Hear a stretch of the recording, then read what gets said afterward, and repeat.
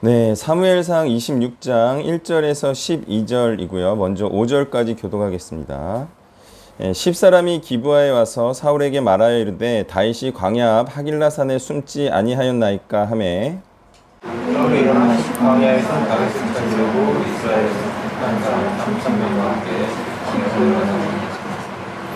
사울이 광야 앞 하길라산 길가에 진친이라 다윗이 광야에 있더니 사울이 자기를 따라 광야로 들어옴을 알고 이 다윗이 정탐꾼을 보내어 사울이 과연히 그를 알고 다윗이 일어나 사울이 진친 곳으로 이르러 사울과 넬의 아들 군사령관 아브넬이 머무는 곳을 본즉 사울이 진영 가운데에 누웠고 백성은 그를 둘러 진쳤더라. 아멘. 네, 사울이 다윗을 죽이지 않겠다고 하고 다윗이 왕이 될 것이라고 해놓고 또다시 죽이려고 왔어요. 자, 왜 그러는 거냐? 자꾸. 자, 이것은 이제 하나님의 뜻을 알고 이제 하나님의 뜻대로 하겠다고 해놓고 자기를 위하는 자들과 같은 거죠. 이제 하나님의 뜻을 알겠어. 하겠다고도 했어. 근데 또 어느 순간 보면 자기를 위한 삶을 살고 있다는 거죠. 자, 이런 자들을 또한 이제 길게 바라보지 못하는 자들이다. 이렇게 말할 수 있는데요. 자, 이제 10사람들도 마찬가지입니다. 10사람들이 멀리 보는 자들이었다면 어떻게 했겠어요? 10사람들이 지금 당장이 아니라 좀 나중까지 이렇게 볼 줄 아는 자였다면 어떻게 처신했을 것 같으세요?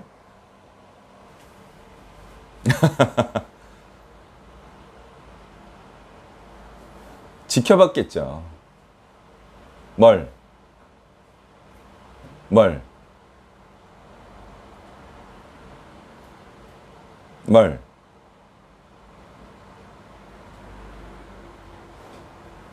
아, 이게 인생을 살 줄을 모르시네.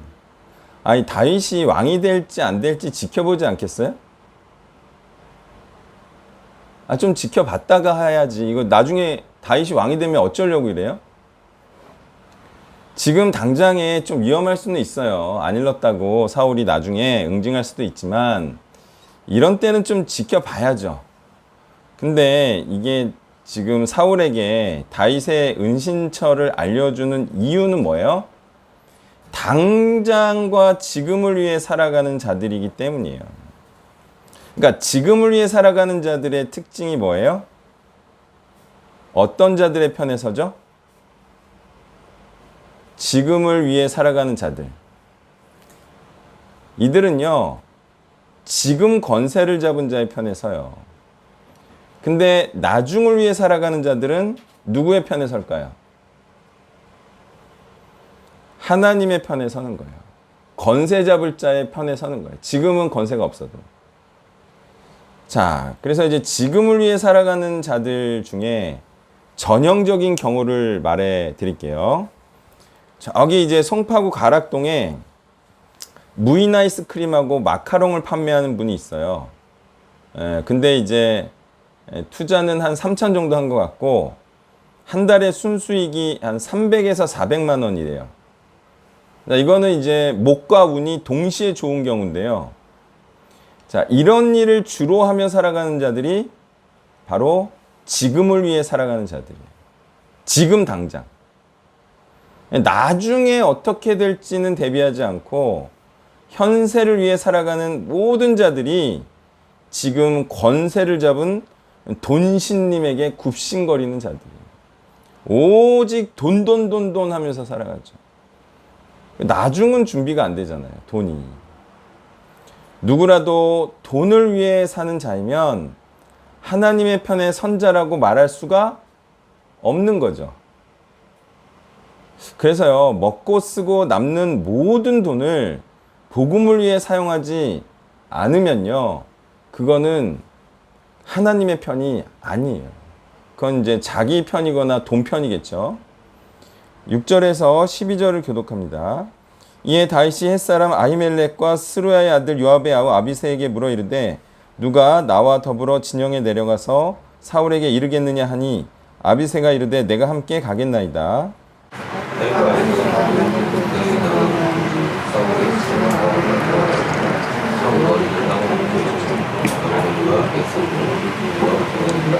아비새가 다윗에게 이르되 하나님이 오늘 당신의 원수를 당신의 손에 넘기셨나이다. 그러므로 청하오니 내가 창으로 그를 찔러서 단번에 땅에 꽂게 하소서. 내가 그를 2번 찔 것이 없으리이다 하니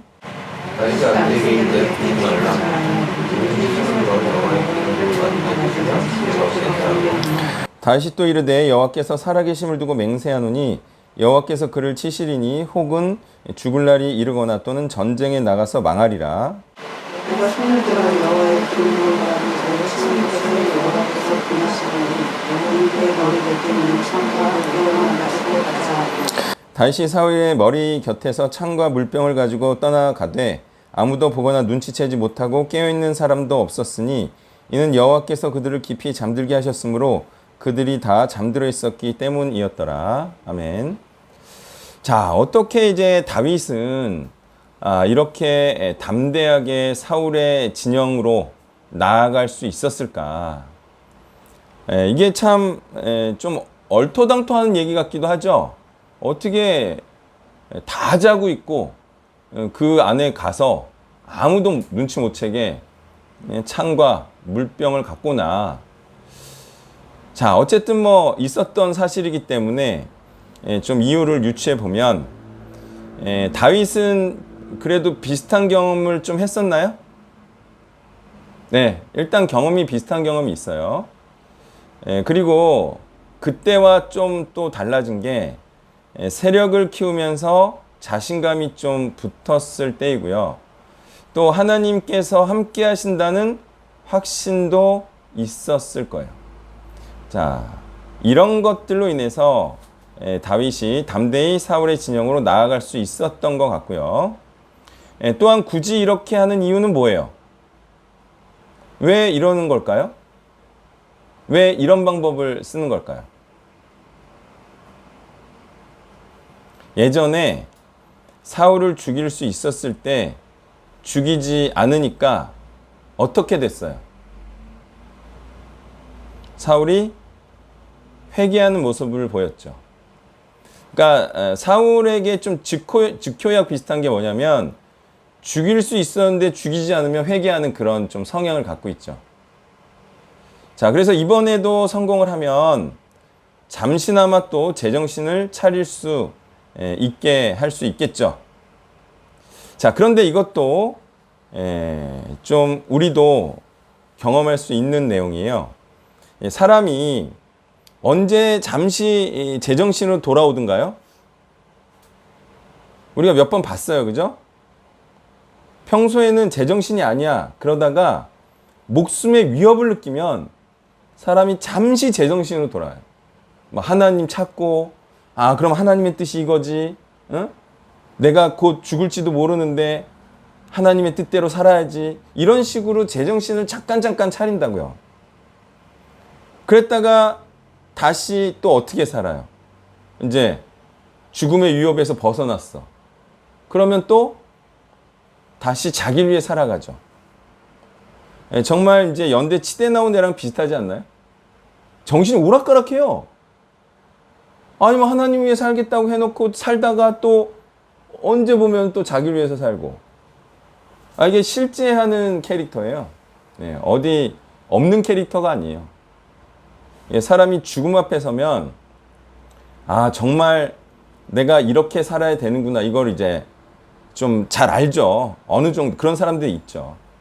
근데 이제 또 많이 살 거라고 생각하면 이제 나를 위해서 좀 살다가 죽기 전에 하나님을 위해 살아야지. 뭐 이딴 식으로 또 되잖아요.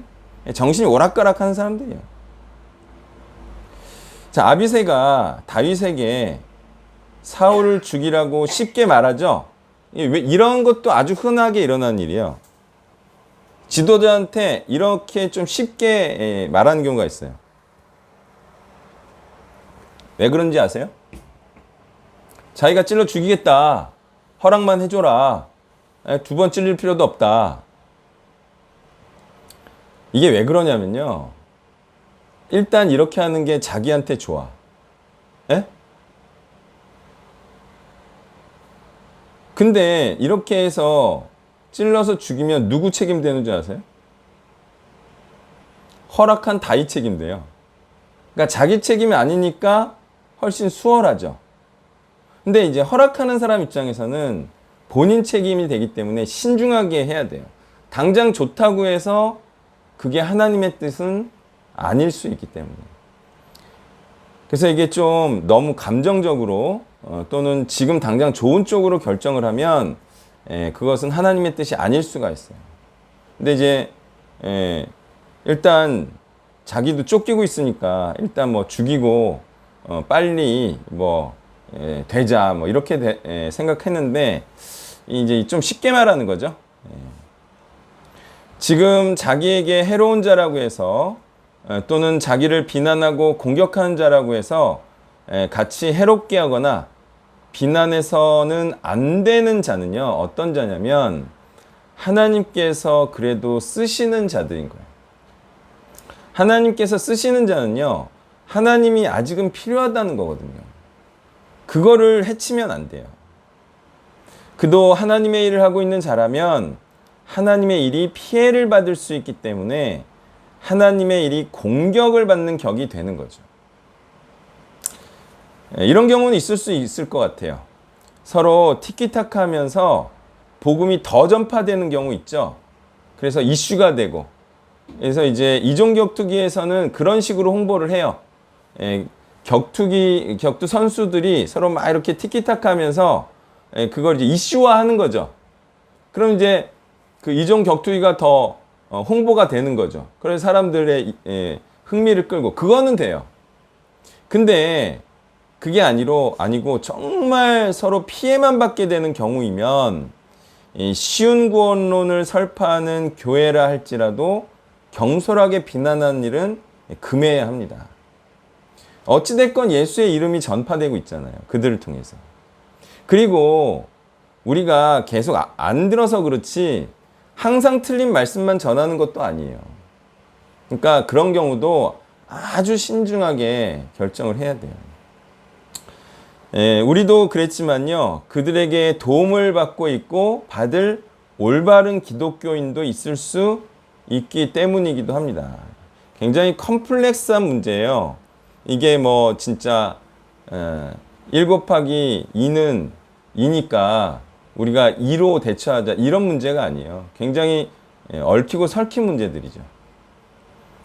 다윗을 죽이려 하는 사울도 하나님께서 지금 죽지 않기를 원하시기에 우리를 죽이려 하는 자들을 경솔히 죽이려 해서는 안 될 거예요.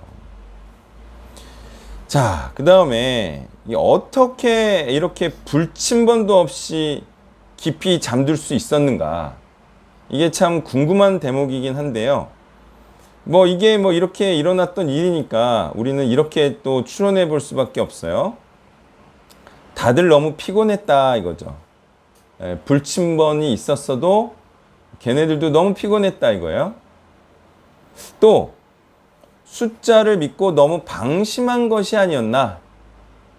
또 다윗이 습격하지 않을 것이라고 생각했을 것이다. 뭐 이런 생각들을 좀 해볼 수 있을 것 같아요. 그런데 이제 더 중요한 건 이들의 상태, 다시 말해서 영적으로 깊은 잠을 자고 있는 자들의 상태를 우리가 여기서 말하고 알 수가 있을 거예요. 그리고 이 영적으로 깊은 잠을 자고 있는 자들은요, 누가 도적같이 갑자기 왔죠. 그러니까 어떤 상태예요? 누가 도적같이 이렇게 왔어요. 도적같이 오는 자를 알아볼 수 있어요, 없어요? 영적으로 잠을 자고 있는 자는요, 도적같이 갑자기 그리스도께서 오실 때 이렇게 무방비 상태로 있는 거예요. 그리고 나서 그때는 모조리 죽임을 당할 자들인 거죠. 자, 그들은요, 이 영적으로 잠을 자고 있는 자들의 특징은 뭐냐면 그리스도는 공격할 줄 모르는 줄 아는 거예요. 분명히 와서 다윗도 죽일 수가 있어요. 근데 죽일 수 없다라고 생각해서 이렇게 무방비 상태로 자는 거죠. 영적 깊은 잠을 자고 있는 자들의 특징입니다. 예수님께서 오실 때도 모르고 또 오신다고 해봐야 우리를 죽일 리가 없다. 그런데 예수님은요, 죽일 수 있는 분이죠. 그런데 지금 당장에는 죽이지 않고 있음을 모르는 거죠. 이런 자들은요, 다윗이 말하는 것처럼 나중에 다 죽습니다. 이런 식으로 잠자는 자들은. 그리고 이런 자들은 지금 권세 잡은 자의 편에 서 있는 자들이다 이거예요. 지금 사울처럼 하나님의 뜻대로 통치하는 자가 아니라 그렇지만 권세는 잡고 있는 이런 자들 편에 선 자가 이렇게 다들 영적인 깊은 잠을 자고 있는 자들이다라는 거예요. 그래서 권세 잡은 자, 다시 말해 돈이 많고 권세가 있는 자들의 명령을 따라 살아가고 있는 자들이 다 이런 영적인 깊은 잠을 자고 있는 자들. 그러니까 지금 현세를 중시하는 자들이 다 예수 그리스도 재림 이후를 준비하지 않는 자들이라는 거예요. 그리스도의 명령을 따라 행하고 있지 않는 모든 자들이 나중에 불신자들과 싸우면, 또는 뭐 지금도 패배하고 있겠죠. 불신자들과 싸우면 패배해서 죽을 자들이에요. 그래서 나중에 다 이제 블레셋한테 죽잖아요. 이스라엘이라는 교회 안에 있는 줄 알면서 그렇다는 거예요. 이들은 뭐 지금 교회에 있는지 마는지 모르겠지만 이렇게 영적으로 잠자고 있는 자들은 중요한 거는 불신자들과 싸우면 나중에 다 죽습니다. 왜? 하나님의 말씀을 모르니까 그들의 권세와 그들의 이론에 속을 수밖에 없고 질 수밖에 없다. 그죠? 그리스도께서 도적같이 오실 때 그를 깨어있어 기뻐 고대하며 영접하는 그런 자만이 구원을 받는 거예요. 안 그러면 그때 다 죽습니다. 자, 말씀을 정리하면요. 다윗 편에 서 있나요? 사울 편에 서 있나요? 이거 어떻게 알죠? 예수님께서 오셔서 지금 권세를 잡으셨나요? 안 잡으셨죠. 그러면 권세자의 반대편에 서야 되는 거죠. 그래서 성경이 고난에 동참해라 이거예요. 왜? 아직 그리스도의 편은 약자니까. 고난받는 약자 편에 서 있으면 다윗 편이고 그리스도 편이겠죠. 그런데요, 강자 편에 서 있고 더 중요한 것은 권세 잡은 자의 명령을 따르며 살아가는 삶을 살고 있으면 그는 반드시 죽을 자인 거죠. 기도하겠습니다. 하나님, 참으로 하나님의 말씀에 따른다는 것, 그리스도와 함께 한다는 것, 그것은 우리의 삶을 그리스도와 함께 그리스도의 편에 서서 그리스도의 복음을 전하며 고난을 받는다는 것을 우리가 분명히 인식하고 세상의 좋은 것들을 따라 또는 세상의 돈을 따라 권세자의 명령을 따라 살지 않는 하나님 앞에서 귀한 존귀한 자로 살아가길 원하며 이 모든 말씀 예수님의 이름으로 기도했습니다. 아멘. 네, 따로 그 광고는 없고요. 제가 생각했을 때 클래스유가 이게 퀄리티가 좋아요. 그래서 좀 이번에는 아는 사람들한테 이렇게 권유하지 말자. 제가 이렇게 했다가 또 하도 좀 안 들어오고 그러니까 어제 또 권유를 했더니 좀 몇 명 또 이렇게 수강을 하셨네요. 그래서 제가 다들 돈 내고 수강하시라 이런 게 아니고 한번 권할 분들이 있으시면 한번 권해 보시라는 거예요. 아주 내용이 좋아요. 네, 그래서 제가 이렇게 제 스스로 강력 추천합니다. 막 이렇게 했더니 그래도 몇몇 분들이 이렇게 수강을 해주시더라고요. 그래서 한번 좀 들어도 괜찮을 만한 분들이 있으시면 한번 추천을 해주시면 좋습니다. 자, 예배 마치고 저기 칫솔 한 세트씩 한 가정당 한 세트씩 가져가시고 축도로 예배를 마치겠습니다. 이제는 죽음을 두려워하지 아니하시고 죽는 길로 나아가사 참된 생명의 길 영생으로 부활하신 예수 그리스도의 은혜와 성자 독생자 아들을 주시며 참 사랑은 가장 소중한 것을 희생시키는 것임을 우리에게 보여주신 성부 하나님의 사랑과 이제 그 무엇과도 바꿀 수 없는 이 소중한 복음을 땅끝까지 모든 민족에게 전하길 원하시는 성령의 역사하심이 이제 우리도 하나님들의 소망을 따라 우리의 생명까지도 드리길 원하는 이곳에 있는 온세대 교인들 머리머리에 이제부터 영원까지 함께 계시기를 간절히 축원하옵나이다. 아멘.